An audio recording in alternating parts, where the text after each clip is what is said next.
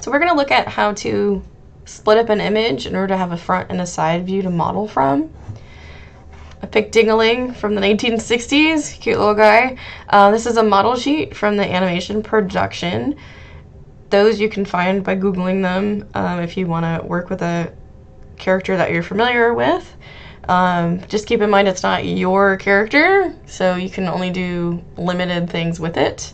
You can't sell things that aren't yours, for instance, unless they're fair use or public domain. All right, so we're going to look at how to separate these images. Now, I'm going to choose this one and this one.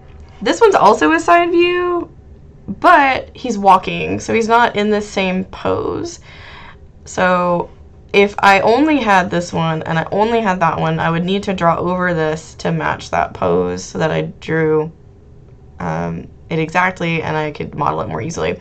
Now this foot's a little bit down, which is not how I'm going to model it, but it'll still be okay for our reference. The tail you're going to have to pick, is it behind him? Is it to the side? Is it 3/4 to the side?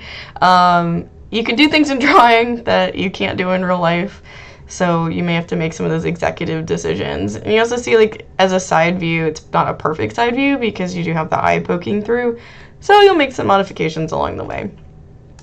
All right, I'll create a new document to work from.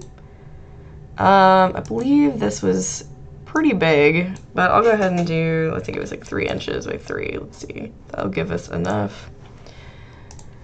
And I'm gonna grab one of these, and we're gonna check and see. Oop, now it can't move it because I didn't have the layer selected.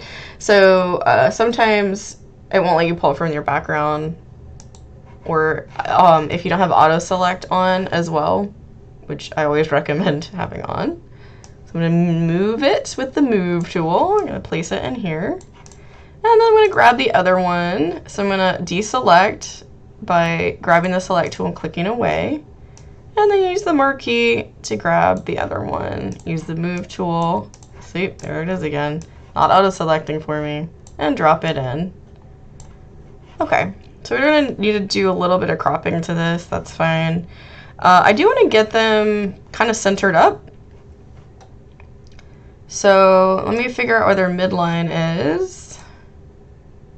And then I want to put up at the top of the hat, under the chin, belly, and feet. I'm just going to see how I can line them up. I'm going to take the opacity down and see if I can get this guy here. Nope, let me nudge him. So I want the hat lined up there.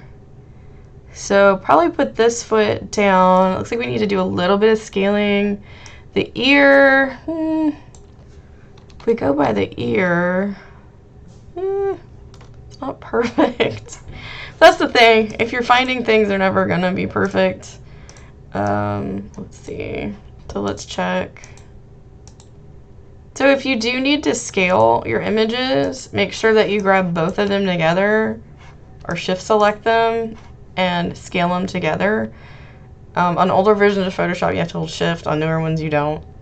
So you'll know if it's getting squished. And I do kind of want to center these guys up. So I kind of want their faces on top of each other.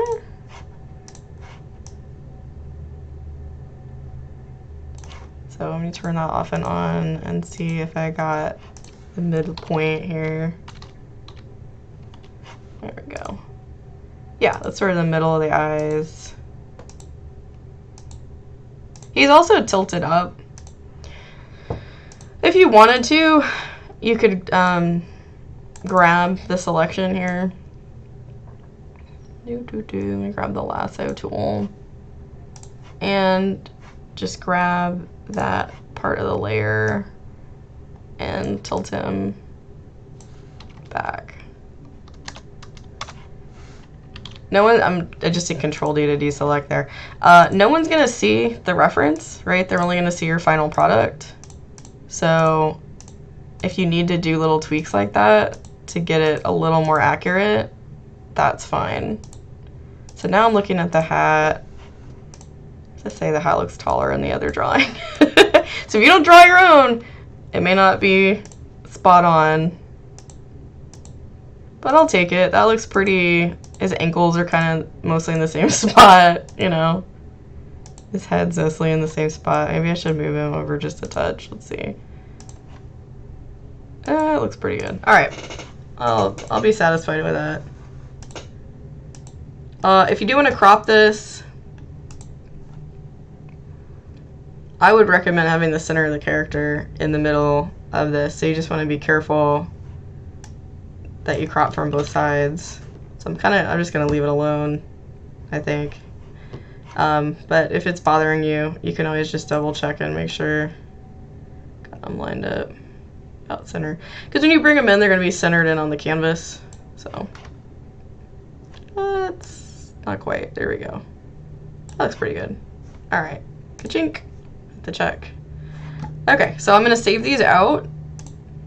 So I will save this one as the front. File, save as front.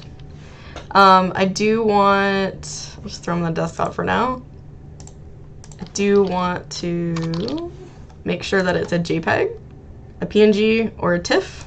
So if you just straight up download an image, Maya doesn't take everything, so be aware of that. And then I'll get the side view. I'm just changing the visibility here.